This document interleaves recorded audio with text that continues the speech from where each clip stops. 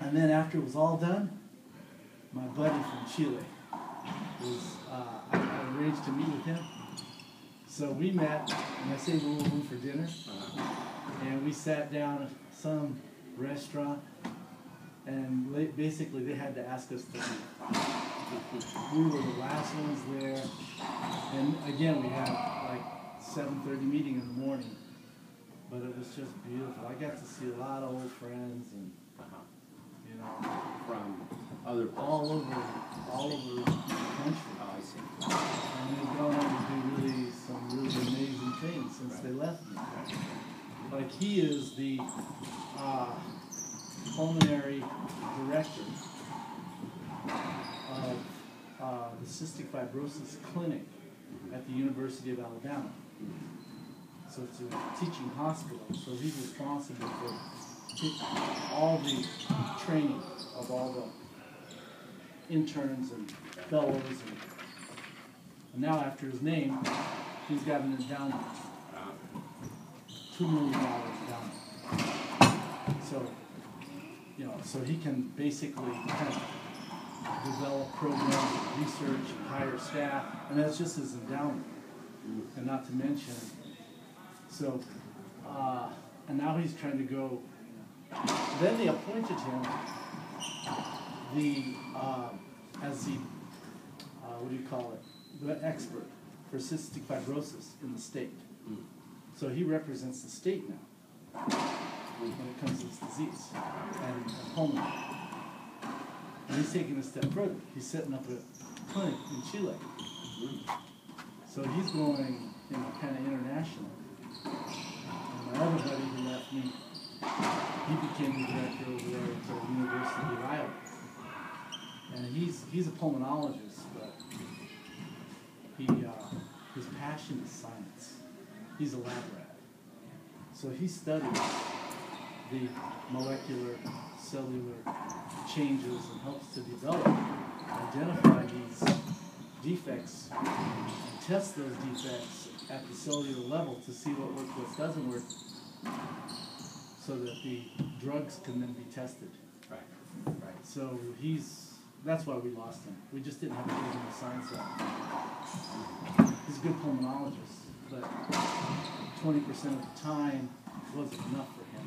He wanted 50% of the time in the lab, so that he could do what he enjoys. So I'll be a kid.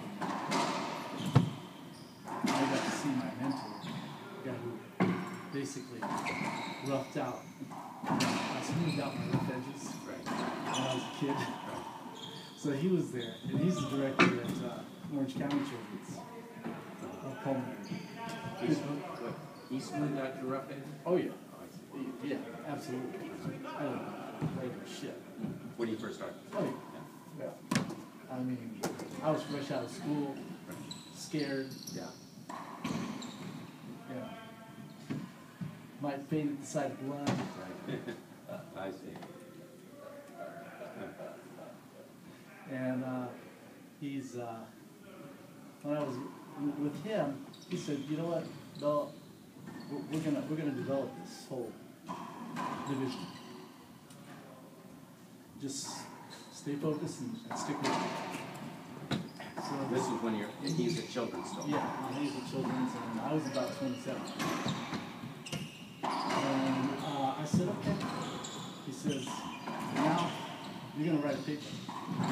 You're gonna become published. First, you're gonna be a co-author." So he took me through that whole process. He co-authored me. Oh. Why? Right. He didn't have to do that. Right. Why? I went out and gathered clinical information from patients from him. But he didn't need that. He just did it because he's an amazing teacher. And, within a short span of time, maybe a couple of years, I probably had 6 or 8 publications, at least. To my credit. And one, he forced me to author. He said, "This one's yours now." He helped me design it, but he was there. And I was glad, because I don't know that I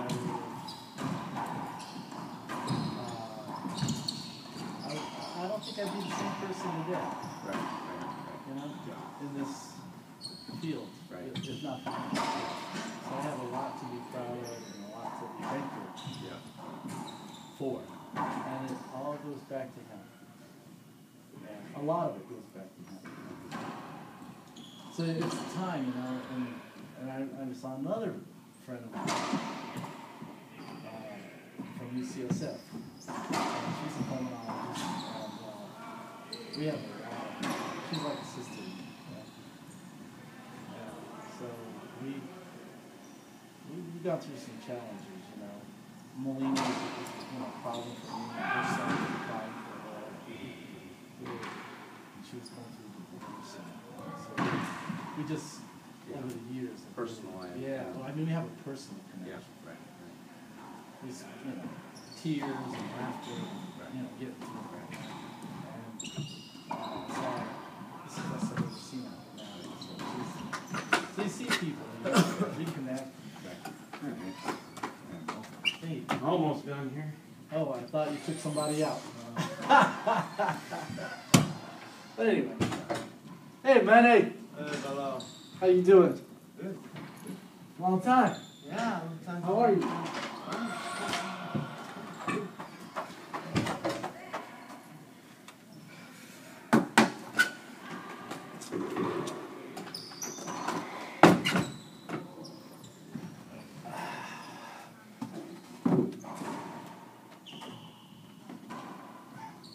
Stuff Ivan gave you?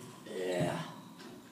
And this works. I'll tell you, when I'm done with this, I have no range. But they don't have ice here. You know, what kind of place is, no ice. Right. Yeah.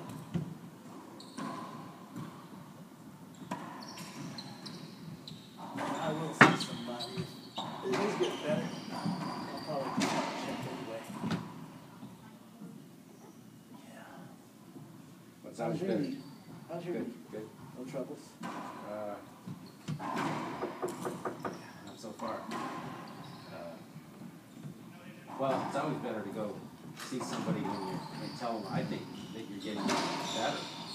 Yeah. I don't know if that's wrong philosophy, but I think. No, I think you're right. I think then they'll just sit back and just give you some advice. Whether you tell them you're getting worse and worse and worse, That's not so good.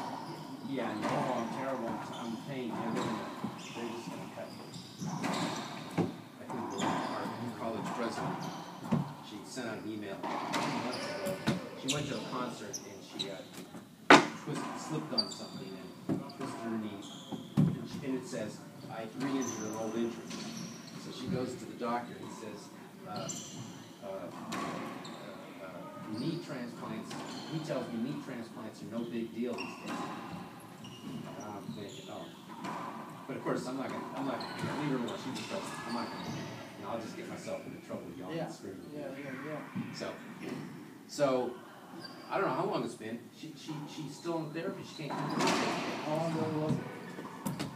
August. So good. No big deal. Yeah.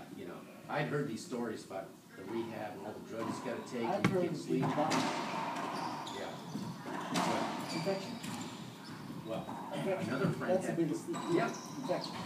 And that's the worst thing. Another friend, he went in, he was doing fine, he got an infection. So what they do is they take the old knee out and they put you in a wheelchair for a month. With no healing. And you're just sitting there, they're trying to get rid of the infection until they think the infection is gone. Then they go and put another one back in. So this guy. Another artificial. Well, yeah. So he had a knee replacement. He had a knee replacement, right. So he's doing okay, then he gets infected. So they take the thing out. So for a month, can you imagine? You can't do anything. And he said he was clinically depressed. I don't think he was joking. Absolutely. Because he's an outdoor. This guy was a hiker, strong hiker, even before, even in the pain. No. He did Not one of the guys you go out hiking with? On occasion I've gone with him, yeah. He's a friend of Lou's, so I don't see him too much. They climbed Kilimanjaro maybe about 7-8 years ago. So he's an outdoor active guy. All kinds of other stuff,